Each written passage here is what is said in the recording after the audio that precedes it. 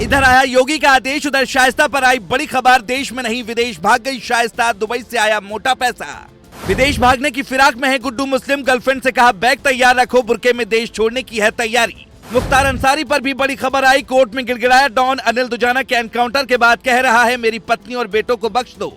इधर शाइस्ता परवीन और गुड्डू मुस्लिम के बारे में अब ऐसी जानकारी सामने आ रही है जिसे सुनकर उत्तर प्रदेश पुलिस के भी होश उड़ गए होंगे। बाबा की पुलिस शाइस्ता परवीन की तेजी से तलाश कर रही थी। कई बार ऐसी खबरें आई कि पुलिस उस तक पहुंच गई, लेकिन शाइस्ता भागने में कामयाब हुई।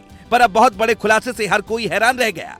अतीक अहमद का पाकिस्तान और दुबई में कनेक्शन तो सबने देखा ही। अतीक अहमद सीधे पाकिस्तान से हथियारों का सौदा करता था और उसके कई रिश्तेदार दुबई में बैठकर उसकी काली कमाई को सफेद करते थे। पुलिस सूत्रों का तो दावा है कि अतीक अहमद का मोटा कारोबार दुबई से भी चलता था। भले ही अतीक अहमद आज इस दुनिया में नहीं है, लेकिन बताया जा रहा है कि उसका बनाया हुआ नेटवर्क शाइस्ता परवीन के काम आ रहा है। अतीक अहमद ने अपने जिन गुर्गों के लिए भी थोड़ा रहम दिखाया था, वो उसकी मौत के बाद बिरादरी का पूरा धर्म निभाते हुए शाइस्ता परवीन की मदद करने में जुटे हुए हैं।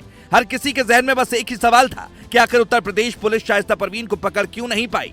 ये सवाल इसलिए भी उठना लाजमी है क्योंकि पुलिस के पास उसके अपने सूत्र होते हैं जो किसी भी अपराधी के बारे में एकदम सटीक लोकेशन बता देते हैं। खबरों की माने तो असद का पता भी पुलिस को उसके खास सूत्रों के जरिए ही मिला था, जिसके बाद असद के साथ क्या हुआ ये सबने देखा। लेकिन शाइस्ता परवीन के मामले में आखिर पुलिस का ये फॉर्मूला काम क्यों नहीं आ रहा है, इसका भी अब पर्दाफाश हो गया है।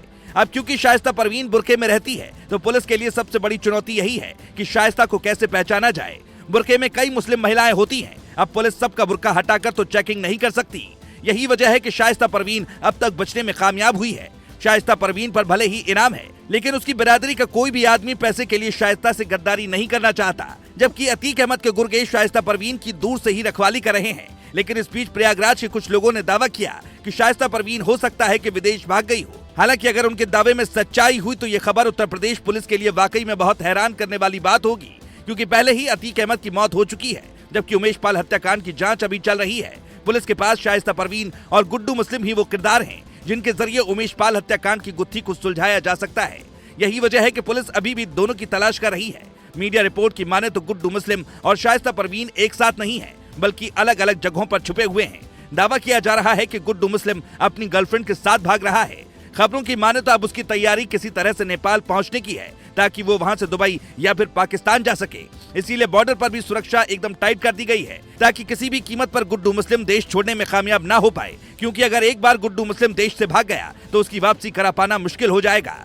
खबरों की माने तो गुड्डू मुस्लिम की भागने में मदद दुबई के उसके कुछ रिश्तेदार भी पैसे के जरिए कर रहे हैं, क्योंकि गुड्डू का ना तो फोन ऑन है और ना ही वो एटीएम से कोई ट्रांजैक्शन कर रहा है। वो अपने पूरे खर्च अब हार्ड कैश के जरिए ही चला रहा है। बताया जा रहा है उसके ही रिश्तेदार दुबई से उसे अलग अलग लोगों के जरिए पैसे पहुंचा रहे हैं। लेकिन एक बात आपने जरूर सुनी होगी कि बकरे की माँ कब तक खैर मनाएगी।